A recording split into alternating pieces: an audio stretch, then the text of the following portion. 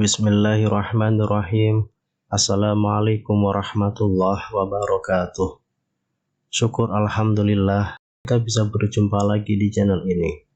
Sholawat dan salam semoga selalu tercurahkan kepada junjungan kita Nabi besar Muhammad sallallahu alaihi wasallam.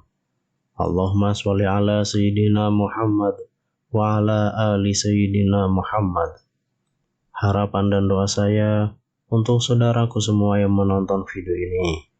Semoga saudaraku semua selalu diberikan kesehatan oleh Allah, dimudahkan segala urusannya, dilapangkan rezekinya, diampuni segala dosanya. Amin ya rabbal alamin. Sahabat beriman yang dirahmati Allah, ada 5 perkara yang jangan sampai perkara tersebut diceritakan kepada orang lain, walaupun orang itu adalah istri kita atau orang-orang yang kita cintai. 5 perkara ini jangan siapapun tahu. Cukuplah hanya kita dengan Allah saja yang tahu. Apa saja 5 perkara itu? Yang pertama adalah dosa kita sendiri. Islam melarang kita untuk membuka atau menceritakan aib sendiri setelah Allah menutupnya. Hal ini sesuai dengan sebuah riwayat.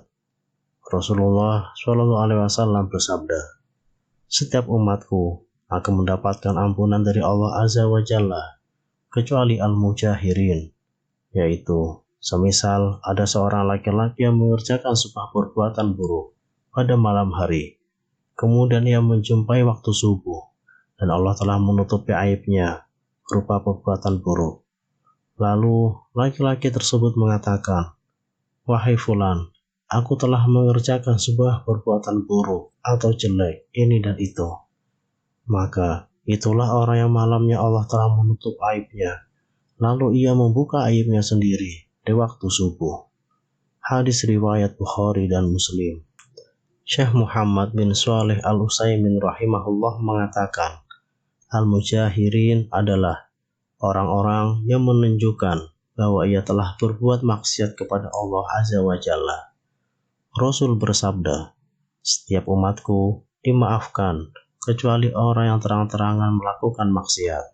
Dan termasuk terang-terangan adalah seseorang yang melakukan perbuatan maksiat di malam hari.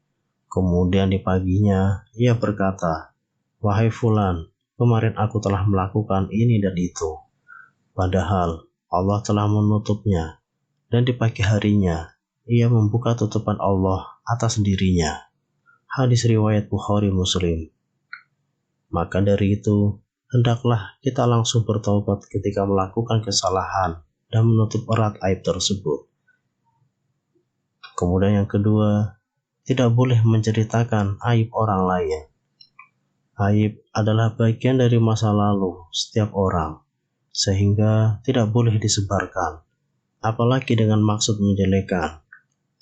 Allah SWT berfirman dalam Al-Quran Surah An-Nur ayat 19 tentang perintah menutup aib sesama. Sesungguhnya orang-orang yang ingin agar berita perbuatan yang amat keji itu tersiar di kalangan orang-orang yang beriman, bagi mereka azab yang pedih di dunia dan di akhirat, dan Allah mengetahui, sedang kamu tidak mengetahui. Ajaran Islam memerintahkan setiap muslim supaya menutup aib, baik aib diri sendiri maupun aib orang lain. Rasulullah SAW bersabda, "Wahai orang yang beriman dengan lisannya, tetapi tidak beriman dengan hatinya, janganlah kamu mengumpat kaum muslimin, dan janganlah membuka aib mereka. Barang siapa membuka aib saudaranya, niscaya Allah akan membuka aibnya, dan siapa yang dibuka Allah akan aibnya, niscaya Allah akan menunjukkan aibnya, meskipun dirahasiakan di lubang kendaraan." Hadis riwayat Tirmizi. Dalam riwayat lain, Rasulullah SAW juga bersabda, "Setiap umatku dimaafkan kecuali orang yang terang-terangan melakukan maksiat. Dan termasuk terang-terangan adalah seseorang yang melakukan perbuatan maksiat di malam hari. Kemudian di paginya ia berkata, "Wahai fulan, kemarin aku telah melakukan ini dan itu." Padahal Allah telah menutup aibnya itu, dan di pagi harinya ia membuka tutupan Allah atas dirinya. Hadis riwayat Bukhari dan Muslim.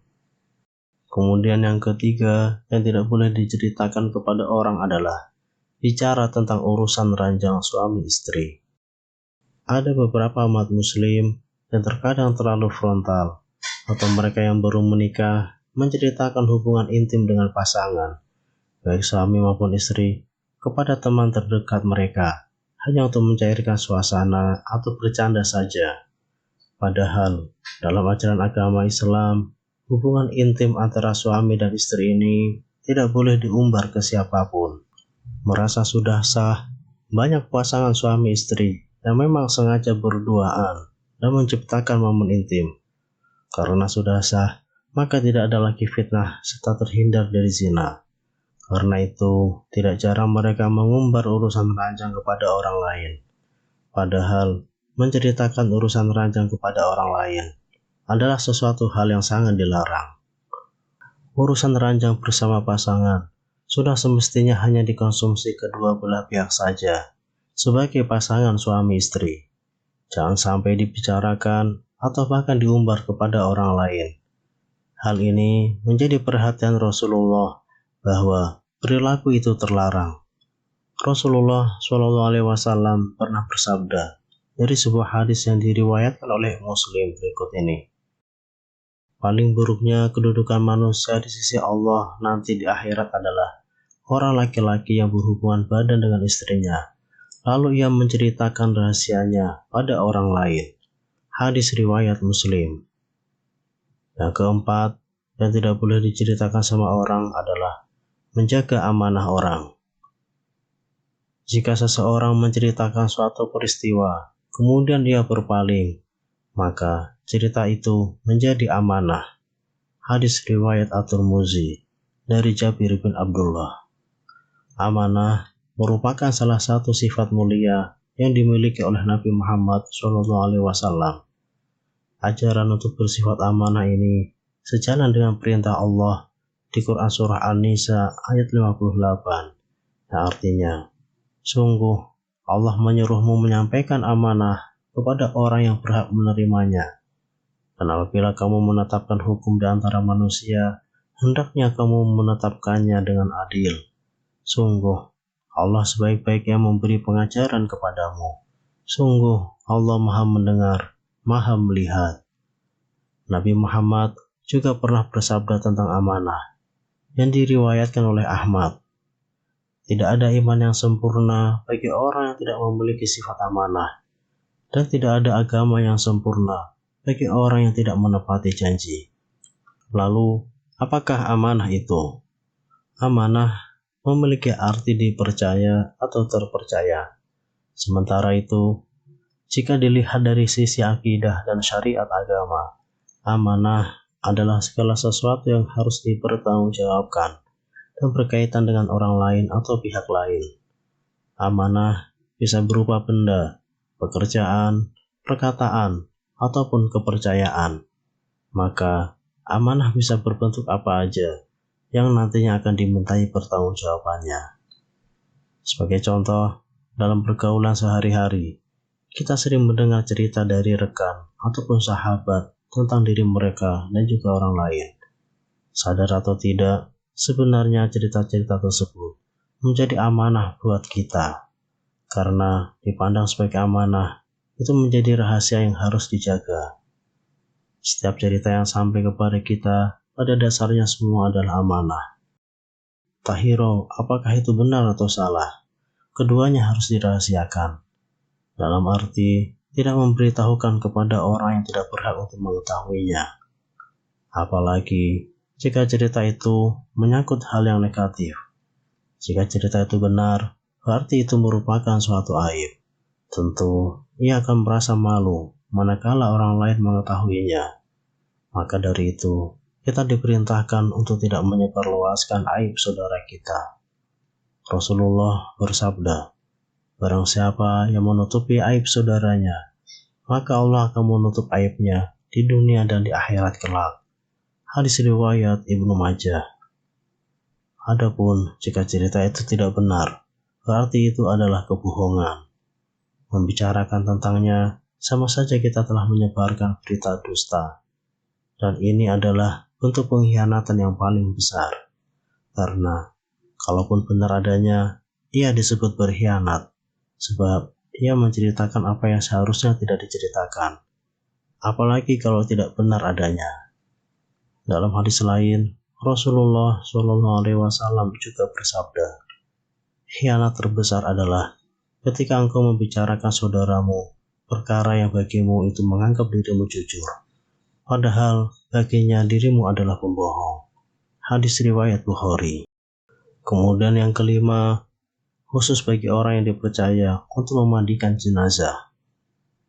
Dari Abu Rafi radhiyallahu anhu secara marfu, siapa yang memandikan mayat, lalu ia menyembunyikan aibnya, maka Allah akan mengampuninya sebanyak 40 kali.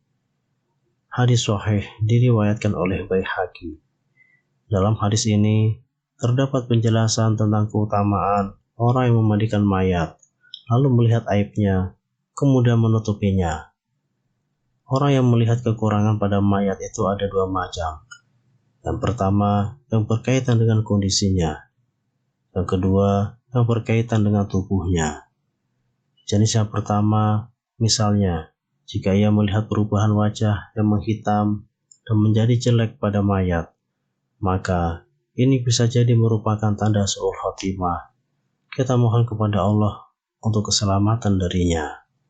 Maka, dia tidak boleh menceritakan kepada orang lain bahwa aku telah melihat orang ini dalam kondisi seperti ini, karena ini berarti mengungkap aibnya, sementara orang itu telah pergi menghadap Rabb-nya, dan Allah akan memberinya balasan yang pantas dengan adil, atau maaf atas karunia-Nya. Dan yang kedua, seperti jika ia melihat cacat di punggung mayat yang selama hidupnya ia tutupi dari orang lain, maka orang yang menutupinya saat kematiannya mendapatkan pahala ampunan yang besar sebanyak 40 kali. Demikianlah mengenai 5 hal yang tidak boleh diceritakan kepada orang lain. Wassalamualaikum warahmatullahi wabarakatuh.